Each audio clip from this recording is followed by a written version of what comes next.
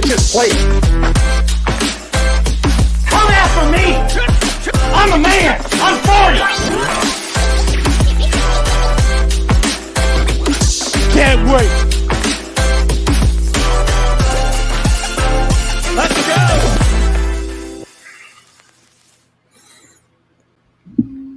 Welcome. It is Coffee and Sports. It is the morning show here on Sports Empire Network. I am Chris, and that is not Mo. That is Gene filling in for Mo this morning. Gene, how are you, sir? I'm fired up, man. Had a great show last night. Can't wait to talk about the topics today. I feel incredible. Gene, really happy to have you here this morning. Really happy to have all of you here this morning, no matter how it is that you are tuning into us this morning, whether you are here watching us live on YouTube, whether you're on Facebook, whether you are over in our Roku audience. Glad to have you here as part of the show. And Gene, let's get right into it this morning. I want to start with talking about the NFL and Jamal Adams.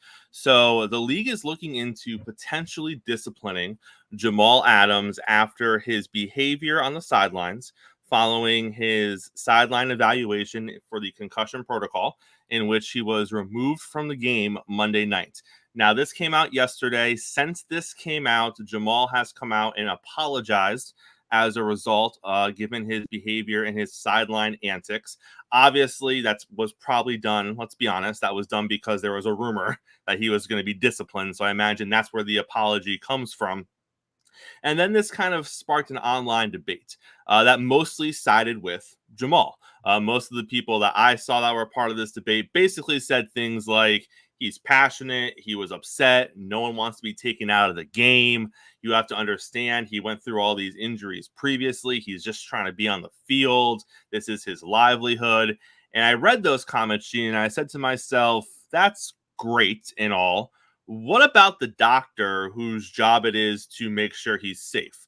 What about the doctor whose job it is to make sure that he doesn't go back on the field and have something happen to him where he can no longer be in this game, or he can no longer have a livelihood because of a potential injury that he might have? The doctor was just doing his job. His job was to decide whether or not this man had a concussion and do what was best for the safety of this individual. And he was put in place by the NFL and the NFL Players Association. I get it, Gene. As an athlete, you never want to be removed from a game. I understand that. I get it. As an athlete who has had injuries previously, you don't want to be told you're injured again. I get it. At the end of the day, though, we're all adults. And at the end of the day, the doctor was just doing his job. You can be upset about it, but I don't really feel the doctor deserves to be verbally accosted to the point where you have to be separated from the doctor on the sidelines by team officials. I feel he was completely ridiculous. And I don't know if he should be disciplined for it. At the end of the day, he didn't get physical with the doctor. At the end of the day, he just basically threw a temper tantrum on the sidelines. But I don't think he was anywhere in the right for that. Where do you sit with this? Well, there's a lot of things to unveil here, right? So one, he had a concussion. So the doctor was right to pull him off the field. Correct. And if he has a concussion, that technically means his brain's not functioning the way it's supposed to be functioning. So I'm not going to put the full onus on Jamal Adams for snapping out. As long as he didn't put his hands on the doctor, correct. I don't think it's right what he did. But if I'm being completely honest, I understand it. And that's the part that I think a lot of people don't get. He was off the field for 13 months, wasn't playing football. This was his return. He was ready. The Seahawks team is ready. He was fired up. And just one quarter in, he's out of the game because of a concussion. Right. And he wanted to get back in that game, and he wanted so badly to be on that field. But it's very obvious he was concussed. He got knee to the head. He stayed down for a minute. So I don't blame Jamal Adams for the emotional reaction. And the one thing that I disagree with is I think the apology might have been sincere. And I'll tell you why. When you're wrapped up in the emotions of what happens and you were wanting to get back on the field and you fought this whole time to get back on the field, and then you're told you got to check for a concussion, you got to come off the field. It's another injury. It's another setback. The emotions that might be running through a professional athlete's mind there are probably not the greatest. Fair. He's fought to get back on the field, and now he's being told he can't get back on the field. So I think when the emotions calm down, when you can think about what the doctor was doing, you actually had a concussion, a brain injury, and you can actually separate yourself from the field. Your team gets to win, no harm, no foul. As far as you didn't put your hands on him. I think the next day him coming out and saying, I'm sorry for the way I reacted. I shouldn't have reacted that way. I think that was sincere. I don't think that was just to avoid discipline. I do think he should be fined. I don't think there should be any suspension, any type of punishment, but I think it should be a light fine. You got to understand he had a concussion. So it's not like he was thinking if he didn't have a concussion and he reacted that way, maybe I would think differently. But the fact that he had a head injury and he responded that way after missing 13 months of being on the field, I kind of understand the response. Now, had he put his hands on him, we both sit in the boat at that point of completely unacceptable, and the NFL is open to do whatever they feel is best. Yeah, I mean, whatever they feel is best, but I'm hoping they take into account that these doctors are there for concussion protocol, and if he does have a concussion, he's definitely not thinking in the right mind. I don't want to say throw the book at him and suspend him forever, but if he puts his hands on the medical doctor that's there for his safety, yeah, of course, I would think that there would be a way steeper punishment than what happened. Now, Gene, I have to imagine you got to be feeling pretty good this morning, sir, as the Major League Baseball playoff season opened up, and we're about to have JG on the show to talk about that. Your Phillies looked pretty good to open up the playoffs. Before we get JG in here, kind of give me a breakdown of what you saw from the Phillies for the first two games and what you think that's going to translate into as the Phillies open up their next series. This team is battle tested. This team has been in the situations before. I think that when you look at the Philadelphia Phillies, you see a team full of veteran players that understand what their role are. They're built for this, right? So what we're going to talk about Atlanta. Atlanta's the best team in baseball.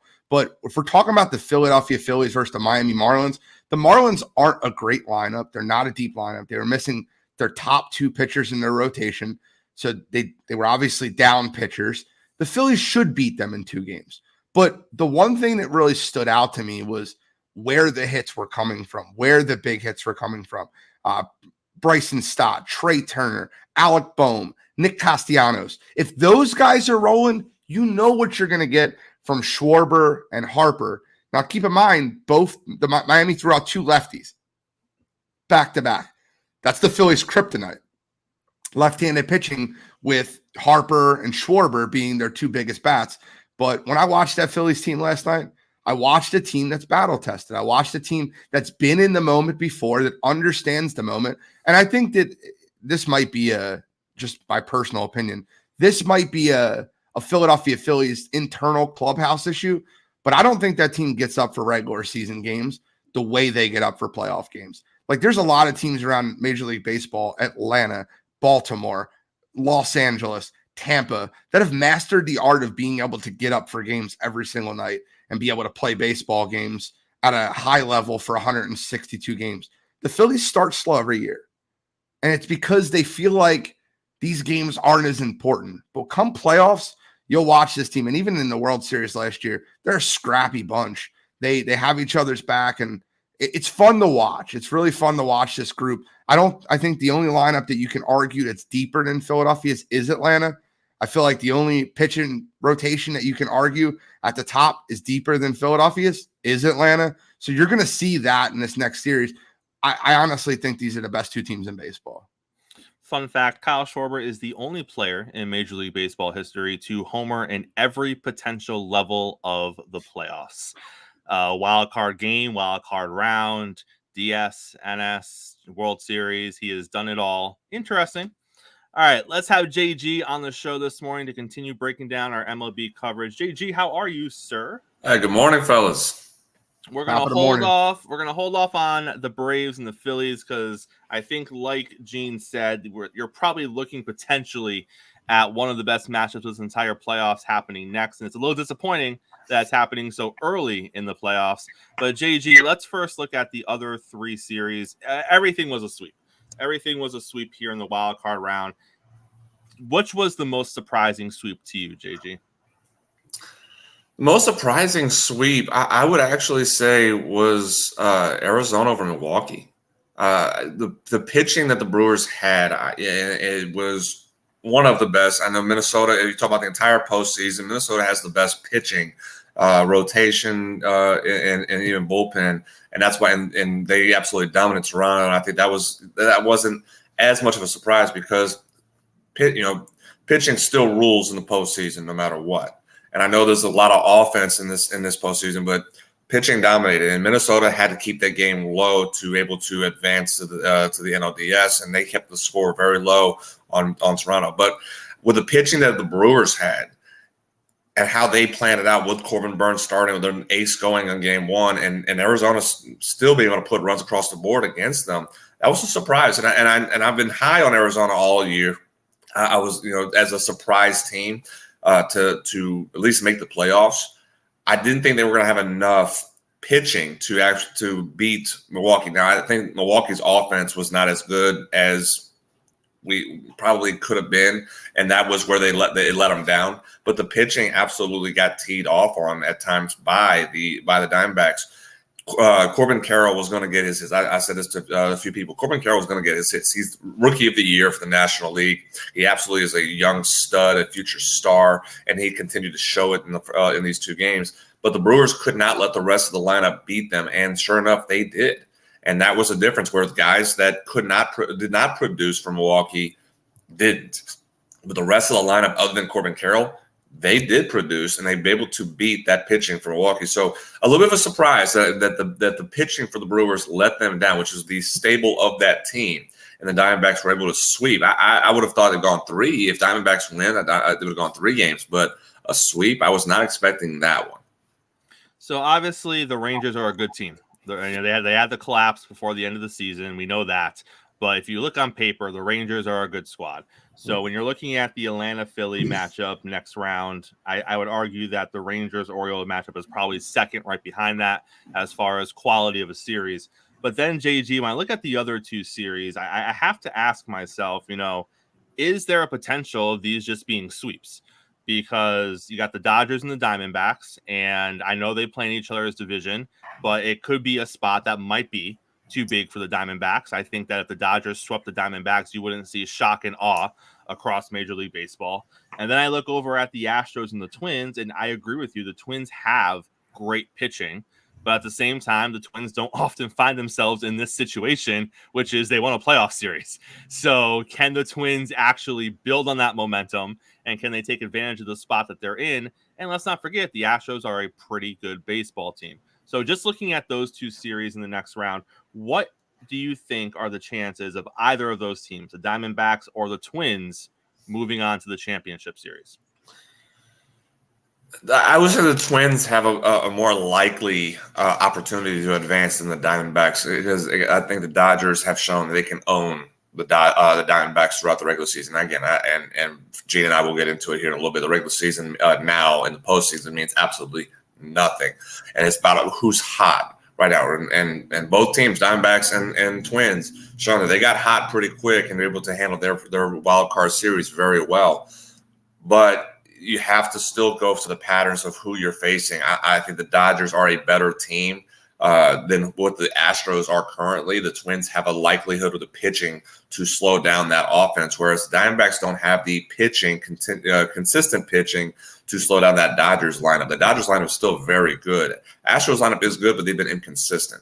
So that pitching that the Twins have can slow down that Astros lineup. Now, it's the same rule apply that I said about the Twins and Blue Jays. Twins have to keep it a low-scoring game for them to have a chance. If it goes over 4 or 5 runs, I don't think the Twins can win. They just don't have the ability to slug with the team. And the Astros are a good hitting team, so they're going to slug a little bit, more so than what we've seen with their pitching staff. But if that goes above 4 runs, 5, 6 runs, I think the Twins are in trouble. But if they keep it under 4, they have a shot. The Diamondbacks, as much as surprise, are they going to be able to out-hit Dodgers? I don't know. The question for the Dodgers is that pitching staff. There's a lot of injuries and a lot of things that I've heard. Again, no Tony Gonsolin, out with an injury. Walker Buehler didn't come back. He's still out with Tommy John. Julio Urias is basically been kicked out, banned from the team. So you're relying on Kershaw and Lance Lynn and a couple rookies to be able to lead this pitching staff. That's very tough. So that's going to be the likely opportunity for Diamondbacks. I think it's still the Twins have the better opportunity because the Astros Astros aren't as good as what we've seen in the past 5-6 years compared to what the Dodgers. I know they're not as good as what we've seen in the past 5-6 years, but they're still a really good team. So I'm giving the Twins to have the likely opportunity to move on to the ALCS more so than the Diamondbacks. Gene, when the baseball season begins, you look at a team like Texas, you look at a team like Baltimore, and you say to yourself, man, on paper, this could be a squad. But then, as a Texas Rangers fan, and especially as a Baltimore Orioles fan, you also in the back of your mind, you're saying, but we've said this before. We felt good about our team before, and we come in, we don't even make the playoffs. So as the season gets going, you realize, hey, our team is good. Halfway through the season, you're like, hey, we got something cooking. Then those fans start to realize we're going to go to the playoffs. Like, this is going to be a thing. And now here we are. So Orioles are in the playoffs. Rangers are in the playoffs. They're both in the second round of the playoffs.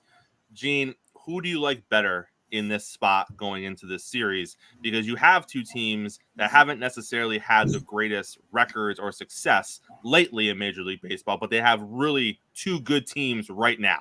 So who do you like coming into this series, and who do you think is going to come out of this series? I like Baltimore in this series. I think that fan base is going to be way too much for Texas games 1 and games 2. And I think that if you get in a 2-0 hole versus Baltimore and they only have to win 1, I think they'll take 1 down in Texas. I like the series to go 4, but I think the thing that you really want to touch on the most is how similar these teams are, right? Without Max Scherzer pitching for Texas, you have a very light ace on both staffs. You have a very light pitching staff on both staffs, and you have a lot of young talent. You have a lot of young talent in the lineup. I love what Baltimore's doing. I think they're a year ahead of pace. I think that Arizona is 2 years ahead of pace. And when you look at some of these teams that are in the playoffs, it's great to see a new.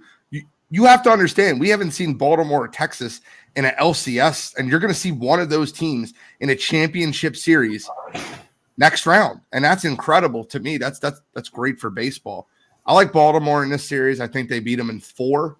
I really do like what Texas is doing. I love their middle infield, and Corey Seager has finally lived up to the potential that we've seen from him in Los Angeles. He's living up to that contract this year. If it wasn't for Shohei having an incredible year, I think he's the AL MVP. JG, who do you like, Baltimore or Texas coming out of that series? I mean, I agree. This is going to be a really good series, and it's a very good matchup. And if I'm Baltimore, though, this is a matchup I did not want. I would have rather Tampa to face in the DS because Texas has this high-powered offense. They are the best offense in the American League, and kind of going to the extension, if it wasn't for the Atlanta Braves having the historical season they had. We talk about the Texas Rangers being the best offense in baseball, but they are the best offense in the American League. They can score runs in a bunch. They have power. They hit for contact with Marcus Semien, Evan Carter coming out of nowhere in this wild card round, absolutely doing things that we haven't seen rookies do. Josh Young, the same thing, kind of having a good series. Like, this lineup is deep, and as much as the pitching has kind of has slowed down with the injuries of DeGrom and even Scherzer not there, they pitch well. The bullpen is going to be the biggest question for this team. The starting pitching is actually pretty good. But if the bullpen can hold and let this offense get you 5, 6, 7 runs, they're very tough to beat. The Orioles are the team that's going to probably be able to hit with them. And I agree about this with, as far as, where the Orioles are. The Orioles are about a year ahead. The Orioles are kind of like the Atlanta Braves were a few years ago. Very young team, had some veterans mixed in, but they just gelled so well. And they are young. And the scary part for the Orioles is they have their top 4 prospects still in the minors right now. That Jackson Holiday being one, they were able to keep their top 4 from the trade deadline, and they're going to be coming to the big leagues probably next season. So they're just going to get better and younger. That's pretty scary to think for the American League East that this Baltimore team is for real, and they're going to be for real for a long time. As far as for the series, and I agree, I think it's going to go 5. I think the series is going to go 5, and it's just going to be a slugfest because both teams' pitching is good, but the offenses are better. And I think that both teams will score a lot of runs in this series. I'm interested to see how Baltimore is going to be as far as that fan base. It's one of the most passionate fan bases that has just been hungry for postseason play. And when they have been in the postseason, we've seen in the years past, even as long as it's been, that fan base can get raucous at that ballpark in Camden Yards. So I'm actually kind of excited. As a baseball fan, I'm excited to see Baltimore in the postseason, see what that fan base is going to be like. And it's going to be very interesting. I think it'll go 5 games. And I do think, I think Baltimore. I kind of lean towards Baltimore winning this series because I do think the consistency of this team, and they have been very consistent all season, I think that's going to carry into the postseason more so than just what the Rangers have been, whether your offense has been high-powered. I think consistency will win this series. JG, do you think, and I could be, this literally just popped into my mind about 45 seconds ago, do you think that Marcus Semien is an underrated player in Major League Baseball? Because I look at his last 3 stops, all right? His last year in Oakland, he had a great season in Oakland his last year there. He puts up good numbers, 33 home runs. He goes to Toronto. Well, he played, take out the COVID season. He goes to Toronto, absolutely explodes, 45 home runs, 102 RBIs. Toronto's like, no, we're okay. You're getting kind of older. He's like, all right, let me go to Texas real quick. Then he goes to Texas and just keeps on doing it. He's averaging 30 home runs a year, 90 RBIs a year. And I know he's getting a little bit older, but the last 5 years, like the consistency from this guy, and nobody talks about him. He's been with 3 different teams. Why is no one talking more about him? No, he is underrated. And he's one of those guys where if you look at him and kind of say, what is special? I mean, he doesn't have great batting average, and that's what he's supposed to be. If you're a second baseman, you don't have, tremendous power, and he has power that is a little bit sneaky, I guess that you could probably say, because you don't expect him to have the power, but he able to put 45 home runs in Toronto in 2021. 26 home runs last year in 2022, 29 home runs again this year. Something that you don't really expect Marcus Semien to really have if you take a look at him. It's kind of like Ozzie Albies. Ozzie Albies is a small guy, but he has just tremendous power.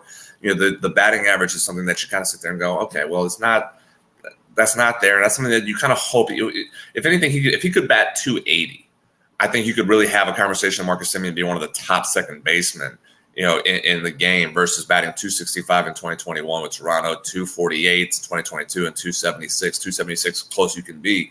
And I think that's where it is. If he was batting 280, 285, you can have a conversation that Semien is one of the top second basemen in the game. And I think there's certain aspects that he's just that he gets forgotten about. And playing in Texas, playing in Toronto, playing in Oakland, it kind of hinders the conversation of having you be in there.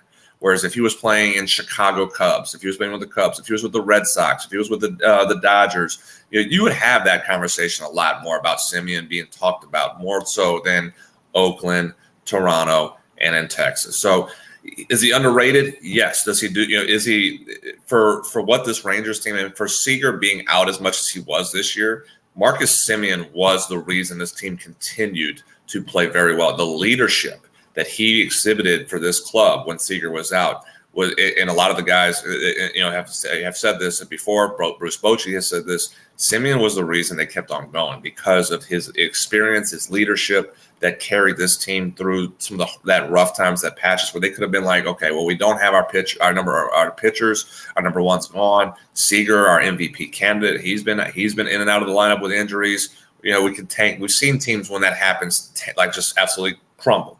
Semien was the reason they didn't. And so, yes, I agree. He's very underrated. If he was playing anywhere else in his career, we would have a conversation that Marcus Semien is one of the top second basemen in the game. All right, gentlemen, let's get to the main event. It is going to be the Atlanta Braves and the Philadelphia Phillies. Like Gene said earlier, this is easily the best matchup of this round of the playoffs, and it might be the best matchup of the entire playoffs this year. Gene, we're going to start with you. Tell me why the Phillies are going to beat the Braves in this series. So if you listened to Wire to Wire last night, I actually projected that the Braves win the series in 4. So if you want to know how the Philadelphia Phillies can win the series, I'll give you how. They need to split in Atlanta. They split in Atlanta. Ranger takes game 1 in Atlanta. Something like that happens. Atlanta's not coming home for game 5. And I'm telling you as clear as day, Atlanta should win the first 2 games of the series. When you're throwing out Spencer Strider and it looks like it's going to be Max Fried for game 2 with the Elder and a / bullpen game for game 3, if you're throwing out your two aces at home, you need to win those two baseball games. 100%. That Strider doesn't want to come play in Philadelphia. The comments from last year are very prevalent. He talked about how loud the crowd was, and he was shook. Reese Hoskins hitting that home run, the whole place erupted.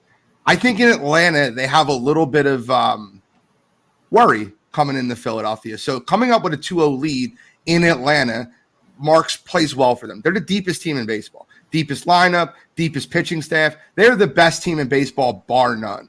However, if any team has that puncher's chance, that knockout chance, the way you beat Atlanta is you beat them with the long ball, just like they beat you with the long ball. You need Schwarber, Harper, Castellanos, Real Muto, Bohm. The Philadelphia Phillies lineup is stacked. It is great, filled with players that can smoke the ball. Bryson, a lot of people don't know this, but Bryson Stott's barrel rate's like 90 in the 98th percentile. It's like one of the top players in the league at barreling a baseball, and that's like our 7-8 hitter for the season. I'll look at it this way. The way the Phillies win this series is they steal one in Atlanta and have Atlanta start remembering last year. When they come into the bank for game 3, if you get a little bit of a lead up in a series where it's 1-1, Atlanta will crumble. I don't think that they're mentally tough. I don't. I think they're more talented than any team in baseball. I think they're the best team in baseball. I think they're the most talented team in baseball. They have the best organization in baseball, from scouting to pitching staff to minor league system. They are the best run organization in baseball. They lost Freddie Freeman. They went out and replaced him with a guy who hit 50 home runs this year. Atlanta's great. I just don't know if they're war ready. And I guess we'll find that out this year when we see if they beat the Phillies. JG, the Braves went 8-5 against the Phillies during the regular season. Obviously, playoff baseball is a completely different animal than the regular season. But in all fairness, you guys have seen each other a lot. You play in the same division, so you guys have a good indication of what both teams are offering. Why will the Braves win this series, JG? Well, let me counter that first point that Gene made about not being battle tested. This club, and I know certain guys, weren't there in 2021. Olsen and then Harris wasn't there, and Sean Murphy wasn't there.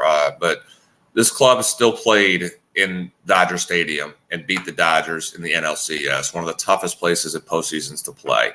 They did beat the Astros in Houston to clinch the World Series in 2021, one of the toughest places in postseason to play. So I don't think that the fear is there of Philadelphia. Yes, got us last year. Here's the difference between last season and this season. You have a healthier team. You did not have Ozzie Albies in the lineup last year. Ronald Acuna was still coming back from a knee injury last year. Ronald's healthy, and we saw he's about to be MVP this year. Ozzie Albies is healthy. He's 30 home runs, 100 RBIs. He's back to his. He had a career year this year. Marcell Ozuna is back to his ways of hitting 40 home runs and 100 RBIs. Matt Olson, 50 home runs, 100 RBIs. Austin Riley, 35 home runs, I believe 35 or north 35, 100 RBIs. Michael Harris, he figured out. Michael Harris last year versus this year, and I think I think Ranger Suarez is going to pitch in Game 1 for the Phillies. Michael Harris batted almost 300 against lefties this year. He did not do that last year. So you have different. The matchup of this team versus last year's team against Philadelphia is not the same. This is not the same team in regards of how they've performed and how they've been able to click. I agree about Strider pitching Game 1. I actually, if it was up to me, and I kind of put this in our group, I would not pitch Max Fried in Game 2. I would not. I would pitch, and I know you said Elder, I'd actually pitch A.J. Smith-Shawver. One way or another, you're pitching a rookie. All right, but so Smith-Shawver has pitched better in the last month. And he actually, in their inter-squad workout games they've been doing right now, and it's something that's very brilliant that Brian Snitker's doing, instead of just having practices this week, they're actually still following the scheduled games that they're having. So they follow, pitchers are pitching on their days that they're supposed to pitch, and continuing to of saying, hey, this is what Tuesday was game 163. Wednesday was game 164. Today they're playing again 165. They have a regular practice day as if it's a travel day on Friday, and then they play on Saturday from there. So brilliant strategy that they're changing up this season. But A.J. Smith-Shawver has pitched much better, and they have a little bit of a pattern what they've done. They have pitched Smith-Shawver 3 to 4 innings, and they bring in Kyle Wright to pitch 3 or 4 innings as well, and they've shrunk the game that way. So there's your bullpen game. Smith-Shawver, who's electric, and then you throw in Kyle Wright, who you're not asking him to go pitch 6-7 innings. You're asking him to pitch 3 or 4, which he has good stuff to still do 3 or 4 innings. So that would be my game 2. And then I throw my ace in game 3, who pitches so well on the road. And he is your best road pitcher in Max Fried in game 3. So if you can win game 1 with Strider in Atlanta, and he pitches very well in Atlanta, you win game 2. Let's just say this, even if you don't win game 2, let's just say for Gene's sake, they do split in Atlanta. But I have my ace, and I know they're going to throw Nola in game 3 more likely. I have my ace to pitch to counter against Nola at that point, which we do hit Nola very well. We do. Everyone does this year. There you go. First of all, I'm not a Nola fan, but let me counter what you said earlier. You said that this team is battle tested, but then you told me this isn't the same team from last year. Correct. That 5 of the 9 starters weren't on that 2020 team. That's why I said that some guys were not there in 2021. But you have got, again, even Acuna didn't play in the World Series in 2021. He wasn't there in the NLCS in 2021. So I agree that's why I said that before the point was made that there's certain guys that were not on that team. But the culture of this team is built on what they achieved in 2021. And that culture has continued to build and succeed. And that's why I brought the point of what they did against the Dodgers. And it showed again where they were able to take 3 or 4 in the last series in LA against the Dodgers this season. They went into a postseason atmosphere and were able to beat the Dodgers 3 or 4 times. They went to a postseason atmosphere against the Philadelphia Phillies in September, and they clinched the division from there. So they're not. I don't believe they're afraid because they understand this is not the same team from last year. They are healthier as far as lineup wise. I know Fried has the blister still right now. That's another reason why I pitched Fried in game 3, because that gives them 2 extra days to have that finger ready to go versus throwing him in game 2 and kind of rushing the process from there. But this team has been battle tested based off of what they have achieved in September, beating the Dodgers and beating the Phillies when the games mattered the most, to be able to secure what they needed to get to this point. Here's the other side of 2. Last year they were the hunted. They were World Series champions in the defending World Series champions in 2022. They were the hunted. They are not the hunted anymore. Philadelphia is. They're the defending National League champions, and they have to prove themselves. That's why I said last night to you, this series will be the World Series champions. Whoever wins this series will be the World Series champions, because this is, I believe, the 2 best teams, but also the teams that can get the hottest very quick in the NLCS and going into the World Series. They pitch well. As you said, this is a mirror image series. Pitching, they both pitch very well. Hitting, this is the 2 best offenses in the game because they match up extremely well with each other. The one question I have for you is you want to save Max Fried for game 3 in Philadelphia. You're assuming that Spencer Strider wins game 1. How does that mentality change to you if Ranger goes out and steals a game in game 1? Do you not pitch Fried in game 2? Do you risk going down 0-2 at home? I think that Atlanta is setting up their rotation to make sure at the absolute worst, they're 1-1 leaving Atlanta. They need to leave Atlanta 2-0. I truly believe that. And I'll give you the difference as far as the ballparks. Last year, Atlanta had a problem selling out their ballpark for a home game in the playoffs. Philadelphia, you can't get in the house for less than $300. It's a totally different atmosphere getting into the ball game. The home field advantage absolutely matters come playoff time. It's electric in the bank. Just watch the Bryson Stott home run without the announcers and just listen to that place. If game 1 you guys lose, do you not pitch Max Fried game 2?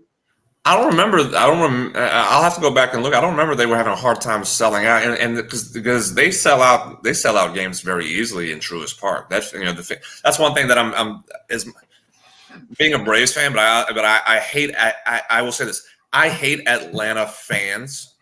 Being a Braves fan, again, as part of being a New Orleans Saint fan too, I have to trash the city at times. That's very conflicting as well. But I do hate Atlanta fans because they are that way. They are pretty fickle at times to where they take it for granted. So I will agree at times they do that, but they haven't been able to. Over the last few years, they haven't. They've sold that stadium out. Even on a Sunday 1:00 game against Pittsburgh, they sell out. So they've been able to get it kind of going where they can sell. I'm not worried about that fan base. Again, that the drums go in, the lights go off, everything. That fan base, that stadium is a very, very good postseason atmosphere, especially we saw that in 2021. We saw that there. And I think this season is going to be back to 2021 because there's some angry fans about how last year didn't go our way. We didn't play well in the postseason. Philadelphia beat us. This is your chance for, talking about, I keep saying the Philadelphia revenge tour, is what I'm keep saying. This is the true revenge series for the Braves because you got beat last season. There's no excuses, and I will never make excuses. We got beat last year. This is your chance to revenge that because, again, the winner of this, as I said, winner of this series is going to win the World Series. So you have your chance to supplant yourself as the favorite going into the NLCS and to the World Series. So the fan, I think this stadium, as much as the Philadelphia is going to be raucous when we get to Game 3 and 4. This stadium is going to absolutely explode in games 1 and 2, especially if we have an Acuna home run or Olsen or if someone puts a ball into the stadium, kind of like what Hoskins did last year. If one of those guys, let's just put it as if Acuna puts one into the seats, we saw that in 2018 when they hit a grand slam against Buehler. That stadium is going to absolutely explode. So I think this is going to be, again, the two biggest, two most passionate fan bases. As much as I said, I joked with you last night. I hate Philadelphia, fans. I absolutely despise them. They are I agree with you. They are a very passionate fan base, but the Braves fan base is equal because of the success they've had. This is going to be a lot of fun. You had me until you said equal. They're not equal. But I will say this, JG, I love you. I love your knowledge of baseball. And I think the Philadelphia fan is the most misunderstood fan in all sports. How? I think that I think they're okay. How do you misunderstand when you throw batteries at Santa Claus? First of all, they didn't throw batteries at Santa Claus. And snowballs at Santa Claus, and it was in 19. Batteries inside, and it was batteries. Batteries were at JD Drew, and if you really want to get it, the snowballs at Santa Claus I've broken down numerous times. I know we don't have time for that, but I will say this: that snowballs at Santa Claus story is the most worst told story ever.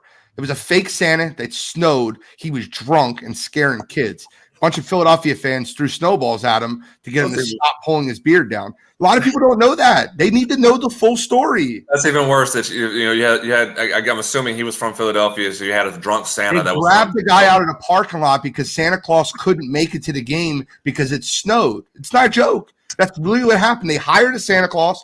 It was a torrential downpour storm. He couldn't make it to the game. They grabbed the guy out of the parking lot and made him a Santa Claus, and he was drunk. So he started pulling his beard down, and Eagles fans are like, "You're scaring kids," and they threw snowballs at him. That's the truth. All right, gentlemen. On that, we are going to wrap up our baseball segment this morning. JG, pleasure as always, sir, and we will see you here next week. As always, appreciate it. See you next week, brother. Gene, always great to have JG here on the show. Saturday is the day. Saturday is the day where all of these series get underway, and I agree with both you and JG. The winner of the Braves-Phillies series, I think that is going to be not only the team that goes to the World Series for the NL, but I think it's going to be the winner of the World Series because these are far and away the two best teams left in the playoffs. But, Gene, let's pivot a little bit here. Let's get back to some NFL stuff. We had a trade in the NFL yesterday. We have J.C. Jackson going from the Chargers back to the Patriots. Obviously, the Patriots just suffered a devastating injury in their secondary, so they're reaching back into their past and pulling back a player who, in all fairness, he played really well during his time with New England.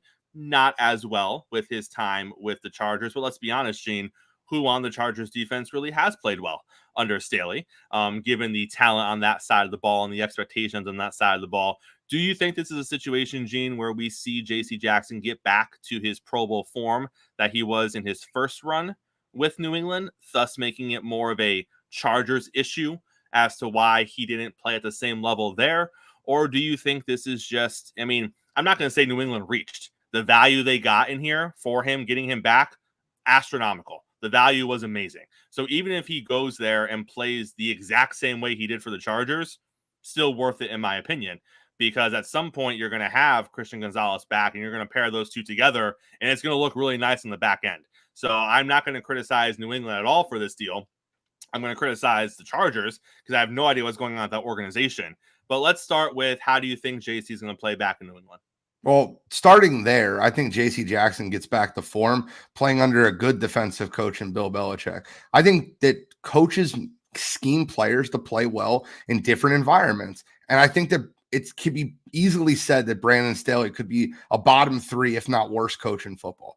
You're talking about a guy that has a defensive pedigree, that has so much talent on the defensive side of the ball, yet they're defensively anemic.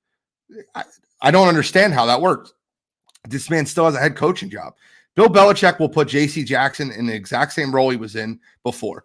It's no secret what New England does against wide receivers. They double team your number 1 wide receiver, and then they put their number 1 cornerback on their number 2. That is their style of defense. You don't have to worry about what's going on. You're going to follow around the number 2 if you're the number 1 guy. So J.C. Jackson's going to follow around the number 2 wide receiver on the field, and they're going to double the number 1. Simple scheme, and it makes sense. It makes logical sense. If we had just looking at the NFC East and just looking at teams, if you had Darius Slay following around Jahan Dotson or Curtis Samuel, you would give the edge to Darius Slay. It's a very intelligent scheme. Whereas Brandon Staley, I don't know what he's doing there in Los Angeles. I cannot understand how they have that much talent on the defensive side of the ball, yet they can't look good defensively. Khalil Mack, Joey Bosa, J.C. Jackson, Asante Samuel Jr. You got great players coming out the wazoo. And I didn't even mention the best player on their defense, Derwin James. They have so many great players on that defense, yet they look anemic. I wonder why. Coaching matters. And it's funny because Chargers fans were rallying around Khalil Mack this weekend. 6 sacks, great individual performance. And I look at that, Gene, and I go, yeah, but minutes ago, the game was still in question. Like, despite that amazing individual performance by a great individual defensive player, with a minute to go, you're still backed up in your own territory, and you're asking yourself, are they going to get the ball back and lose this game? Because that's what we were looking at with a minute to go in that game. So I understand the talent, and we do see that occasionally with the Chargers. You see great individual performances on that defense, but yet they're still giving up 20 or 30 points a game, and they're still losing games despite great individual performances. So like you said, all that money is over there being paid for that defense. All that talent is over there on defense, and they just, for some reason, don't seem to be able to get it together. Let's talk about another potential trade. The Panthers, rumors have been circulating that they're looking for a wide receiver before the trade deadline this season, which makes sense. They got rid of their number 1 wide receiver to help them get the quarterback of the future. Thielen has played good this season. He's not a 1, but he's been a reliable safety blanket for the quarterback in Carolina. But I think they're realizing that they need more than that. They need explosiveness. They need a playmaker on the outside, and they don't have that currently. And one of the names that I thought was interesting, Gene, is T. Higgins.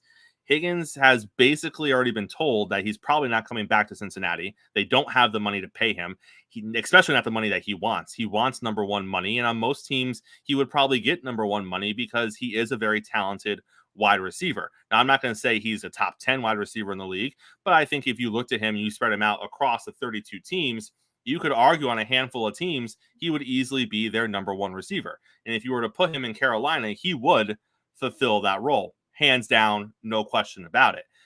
Do you think it makes sense for both sides? Because again, if you're Cincinnati, you just paid Joe Burrow. You apparently don't have the money or want to pay him what he wants to stay. If you think he's leaving, wouldn't it make sense to make that move? Or are you going to look at it as, we're not going to take away weapons from Joe Burrow right now. He's going through his own thing with that calf injury. We need to keep as much talent around Joe as we can this season, because we don't want to completely just start selling off parts this season and making it harder. So if you're the Bengals and you receive an offer that you like for T. Higgins, what do? Do you pull the trigger now, or do you say, no, we're not going to take away weapons from Joe. We'll see where we get at the end of the season? Well, first of all, I think it's a terrible trade for the Carolina Panthers. I want to start there because that's what you started with. Carolina doesn't need to make this trade. They're not going to win the division. They're not going to be in the playoffs. This is a development year for Bryce Young. I don't know why you would trade more draft capital after you already traded a ton of draft capital to get Bryce Young. You have a receiver that you took in the second round in Jonathan Mingo. He's there. Adam Thielen's your security blanket. Miles Sanders, you paid a ton of money in the offseason. I think what Carolina needs to do is focus on max protection and being able to protect Bryce Young and see what he has. See what you have in these young wide receivers. And then you can go out and sign one in the offseason as you have a ton of cap space. Like if you can get T. Higgins for a 7th round draft pick, sure. But the Bengals aren't giving him up for a 7th round draft pick. They're going to want a 3 or a 4. That's what they're going to want. It doesn't make logical sense for Carolina at all. They're not a good football team. They have 0 wins on the season. You need to see if your young quarterback can develop with some of these young wide receivers. So I think it's a terrible move for them. Let's move over to Cincinnati. Are you giving up on the season? Are you putting Joe Burrow on the IR and allowing him to fully help himself become healthy? Then I would trade T. Higgins. But if you're not doing that, they're talking about Sunday being a must-win, and Joe Burrow feels the best he's felt this whole year. If that's the case, and you still want to win and you still want to compete for a Super Bowl, then no, you don't trade T. Higgins. If somebody offers you a 1st-round draft pick for T. Higgins, sure, but you don't trade T. Higgins in a season that you still are trying to compete. I'd see what happens this week versus Arizona. See how this week plays out. If Joe Burrow looks better, I'm keeping T. Higgins. If Joe Burrow still looks like he's hobbled and they lose to Arizona, yeah, I put Joe Burrow on the IR and I let him fully heal. And I have a fire sale on anybody I could. So if somebody wants to give you compensation for the rights of a rental of T. Higgins, he's going to be a free agent. What are you going to do? You got to sign him if you trade for him. I think right now it's a terrible move for both teams. And like you said, Joe Burrow came out this week and he stated that he thinks the worst of the calf injury is behind him. And Gene, you know how calf injuries are. These linger.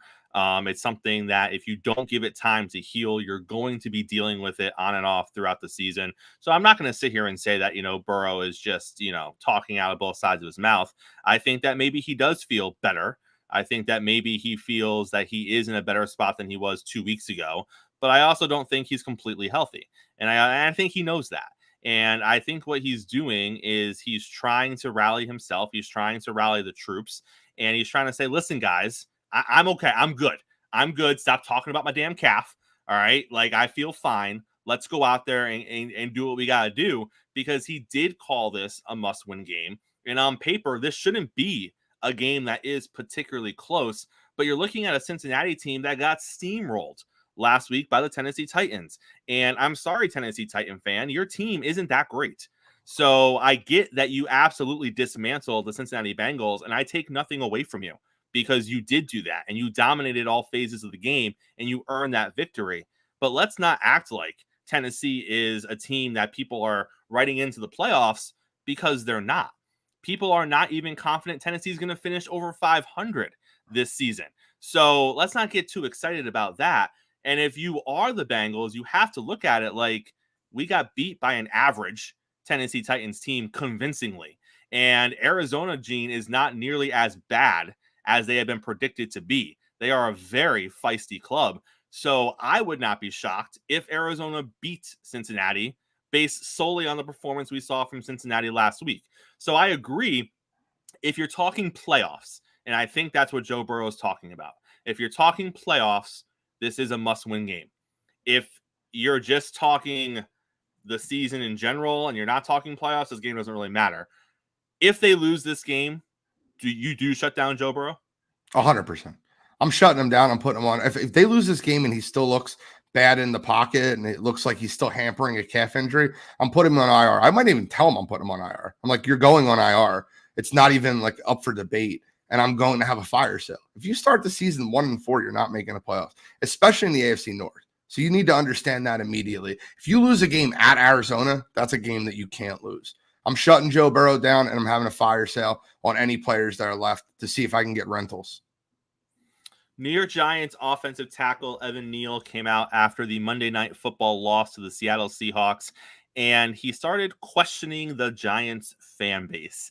And I'm gonna go through, Gene. I'm gonna explain to you his side of the story here, because obviously when I open it up with an NFL player is questioning the fan base, I think everyone's reaction is really. So his issue was the booing. His issue was the fact that the fans saw, early in the game, the tush push. They lost an offensive lineman during that. They lost their second tight end during that. The offensive line was already banged up going into it. And his takeaway is, listen, we're banged up. We're doing everything that we can on our side of the ball to win this game. You are our fans. You came to our home to support us. And you think this is going to help? You think that you booing us is somehow going to make things better? You think that we're not out there trying hard enough for you? And then he went on to call his fans bandwagon fans. He went on to say, I guess we got a lot of bandwagon fans in attendance at the game that night. And Gene, I look at this and I say, why are you talking? What are you doing, sir? Like, look, Phillies are a great example. I would argue Phillies fans are cut from the same cloth as Yankee fans. And Yankee fans have no issue telling you in the third inning how you're performing. And it doesn't matter who you are, because they've booed Aaron Judge before, right or wrong. If they don't like what they see, they're going to tell you. And isn't that your right, Gene, as a paying sports fan? If you pay to go to an athletic event and you don't like what you see and you are a fan of that team, don't you have a right to just express how you're feeling? Chris, you've done a really nice job of explaining what he said, but that's not what he said. What he said was, and I'm going to read you the quotes of what he said because I'm prepared for this part. Why would a lion concern himself with the opinion of sheep? The person that's commenting on my performance, what does he do? Flip hot dogs and hamburgers somewhere? That was the quote that he said. And that quote is egregious. And I'm not kidding with you. If I'm the New York Giants organization, I suspend him a game for that quote. They pay your salary, Evan Neal. And I don't like, I'm not a guy, like, I get it. Philadelphia fans get a rap for booing when that team on Monday night did not put out the effort. They should have been booed. The effort was not there. I don't want to, look, if there's guys dying on the football field and they're giving you everything they've got, and I'll give Daniel Jones credit. He gave you everything he had Monday night. But that offensive line, that defensive front, they did not give you the effort. The effort wasn't there. And that's what people are upset about. When you pay good money, and these seats are not cheap. They're very expensive. It costs you $200 to $400 a ticket to go to a game in MetLife. $200 to $400 a ticket to go to a game in Lincoln Financial Field. If I'm spending a week's paycheck for some of these people to go watch a football game and to watch a bunch of millionaires not give effort, of course I'm going to boo. Evan Neal needs to do himself a favor and shut up. Stay out of the media, stay away from New York media for a little while, or you're going to find yourself on a different team and looked at as an organizational problem. Who the hell is he to judge a fan base and say, what are they doing? Flipping burgers and hot dogs? Why are you think you're better than someone because you're a professional football player? They pay your salary. That pissed me off. And I will say this, Michael Cascio had a hell of a rant on this, and it's worth the listen. And I agree with almost every word. No, 100%. Gene, we got football tonight, sir. We got football. I mean, I don't know if it's going to be great football, but we do have football tonight. Thursday night football. We have the winless Chicago Bears with, if you ask him, one of the 5 greatest rushing quarterbacks of all time, Justin Fields. He will tell you about it. He will, I promise you. Versus the surprising Washington Commanders, who are 2-2. They lost a tough game this past weekend to the Philadelphia Eagles, a game that some people didn't think they were going to hang around in, but surprisingly enough, they did. I think, Gene, Washington, let's start with them first. I think they've proven that they might still finish last in that division. Let's be honest. They might still be the 4th best team in that division, but I don't think they're going to be the 4th best team that only wins 4 games. I think you're looking at a 4th best team that might, their floor might be 6 or 7 wins. They're a decent team. They have a quality defense. Obviously, you saw what Buffalo did to Sam Howell. He's going to have moments like that, and that's expected. He's still developing into a quarterback. He's had great moments this season, so you're still going to see that kind of stuff coming out of him. But as he continues to grow and develop, they're winning games. And I think that's the most you can ask for as a Commander fan, is as you figure out what your quarterback is, you're winning in the process. So I like what I see coming out of Washington. I think they're a little bit better than people thought they were going to be. And then, Gene, you look at Chicago. I don't have a clue what is happening in Chicago. Gene, is there any chance that Chicago wins this game? There's no see. I think there's a chance they win the football game. Okay. I think the game will be very close tonight, and I'll explain to you where my mindset goes here. Let's hear it. I think there's a good chance they lose the football game, and I think they lose the football game because Justin Fields makes a really bad turnover in the last 3 to 5 minutes of the game with a chance to take the lead. It happens every single game. It happened versus Tampa. It happened versus Denver. It happened 6 times last year that he had a turnover on a game-winning or go-ahead drive. It's terrible what happens in the final 5 minutes of a football game with Chicago. Let's address Washington first. In the words of my esteemed friend, Freddie Henderson, my, what do we have here? And what I mean by that is Eric Bieniemy is making that offense look like it's a very good offense. He's making Sam Howell look like a quality starting quarterback. And I love that. I love seeing that. I love all the naysayers of Eric Bieniemy. And now I get to watch a Washington team, which was projected to have a much better defense than they do offense. And the defense is the reason they probably lost 2 of their 3 games, if we're being completely honest with you. I think that Washington as a whole is an improved group. I think Eric Bieniemy ends up taking over as head coach for Ron Rivera. With that being said, I think it's a very close football game tonight. I think Matt Eberflus, talk about bad coaches, Matt Eberflus might be the worst coach in football. I said this before. I said that when they hired him. You hired a defensive coordinator from a team that's not known for having a great defense in Indianapolis and expected him to be a great head coach. The Chicago defense has regressed. Justin Fields has regressed. And I'll take this one. Justin Fields, who I put is my number 10 quarterback on my top 10 quarterbacks list, thinking he takes the Jalen Hurts leap forward, is not going to take any type of leap forward with Matt Eberflus as his head coach. I think that Chicago ends up blowing this game at the end. I think Washington wins this game on a late turnover, and I think Matt Eberflus is fired before Saturday morning. Hey, you heard it here first from Gene. I like Washington tonight as well. And again, a Washington win. They're at 3-2 through 5 games. And I think that's the most you can ask for as a logical Commanders fan coming into the season. And I love the direction that Washington is going. So I'm all for it. And like you said, Gene, you put Justin Fields in any sort of spot, and he hasn't proven once this season that he can handle it. He had that one stretch last season for like 2 or 3 games where they just let him run and they designed some run plays for. Well, no, the first game they didn't design anything. They didn't win any of the games. You're right. That's the problem. They would take leads and look good, and then at the end of the game, what would happen? A bad turnover, a ridiculous play, a bad play call, a weird screen pass that was behind the line of scrimmage that ended up being a fumble. There's a million. They find new ways to lose football games. Yep, his greatest achievement in the NFL was a 3-game stretch where he put up great running highlights and they lost all 3 games.